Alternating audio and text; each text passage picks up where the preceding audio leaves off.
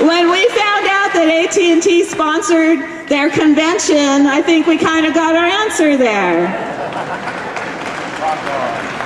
Instead of telecom companies that stood up and said, no, we're not handing over our customers' information without a warrant. What a concept, huh? Warrants. Proof. So anyway, I'm here to urge the twins to allow third-party candidates in the debates. I'm here. And I can call them cowards if they don't. And I'm here, again, to challenge Nancy Pelosi to debate me and to answer for her deplorable record. And we, the people, need to force this. You need to call. You need to flood McCain, Obama, and Pelosi with phone calls and say, have the courage and have the patriotism to allow alternative visions in your debates. Thank you. Thank you. Thank you. I just want to say one more thing. One more thing I forgot. Okay, so you know how the Democrats in the city of Denver have turned this into a fascist police state this week. And because they don't want to hear us.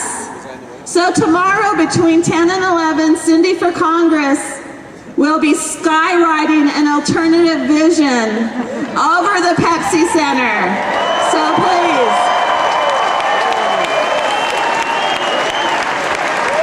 If they won't let us express ourselves, we have to do everything we can to get our voices heard. So between 10 and 11, look up in the skies over the Pepsi Center, and with people like Ralph and Cynthia and Rosa running, then really, and Matt, the sky's the limit. Thank you.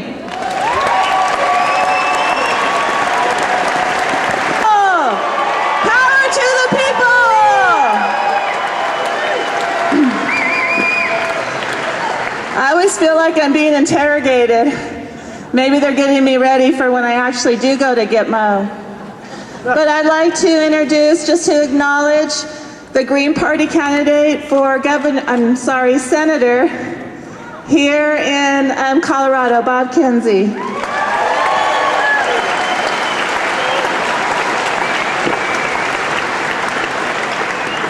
So I'd like to thank Ralph and Matt for inviting me to speak here tonight.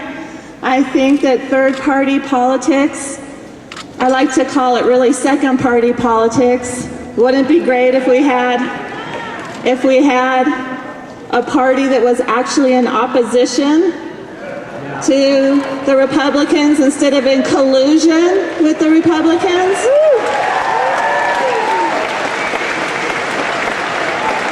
I have a new name for the Republicans and Democrats. You know, I can call them the corporatist war party. I can call them the two-party duopoly. I can call them whatever. I've just shortened it to the twins. You know, so whenever I reference the twins, you'll know who I'm talking about. So I am running in San Francisco. I can't believe it. But I'm running against Nancy Pelosi. And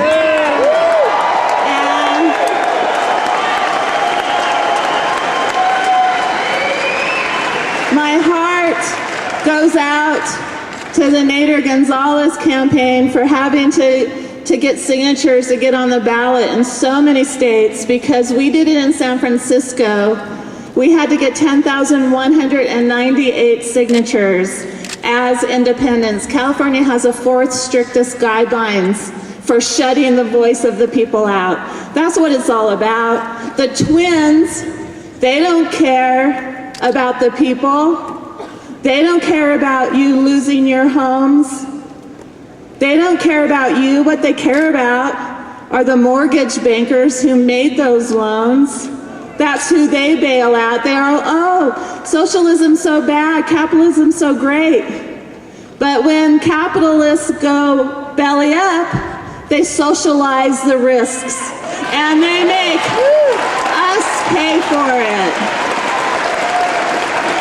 So the twins, they don't care about this young father I just heard at the press conference, whose wife was fighting a many-year battle. I'm not sure what the disease was, but they were fighting for the access to medical cannabis.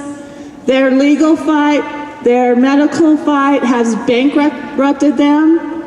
If the twins cared about us, we would have universal single-payer health care. Not an Obama-Pelosi plan that forces us to buy health care, that keeps the health insurance companies, the profiteers, in line. Well, before I came up on the stage, this man, he said that he wanted to thank me for my sacrifice. Well, I haven't sacrificed anything.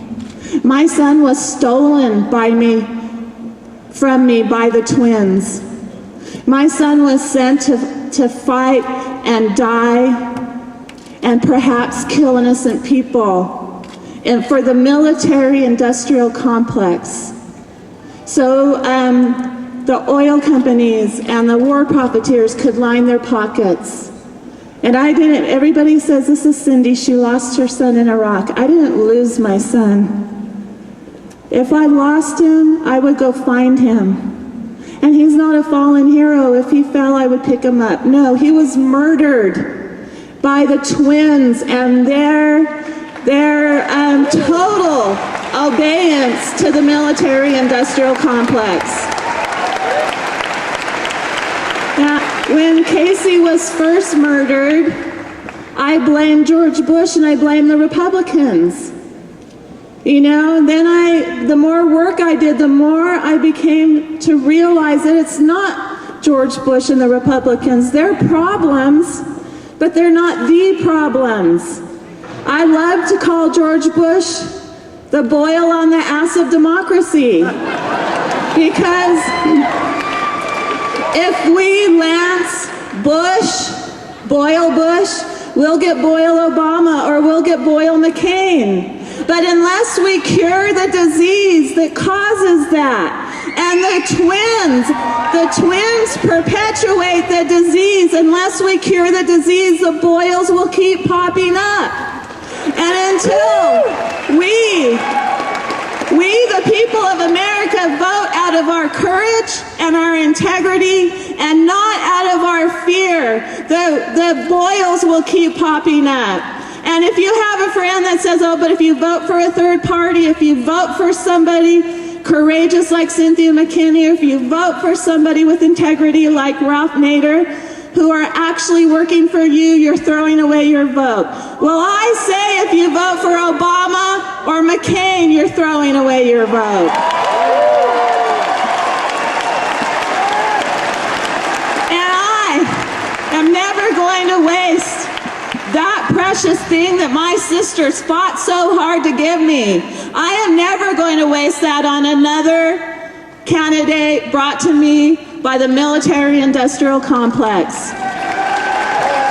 The only reason that Ralph Nader and Cynthia McKinney and Bob Barr, who I don't agree with on everything, but I agree with Ralph and Cynthia on everything, the only reason that they keep them away from the debates is because they're afraid.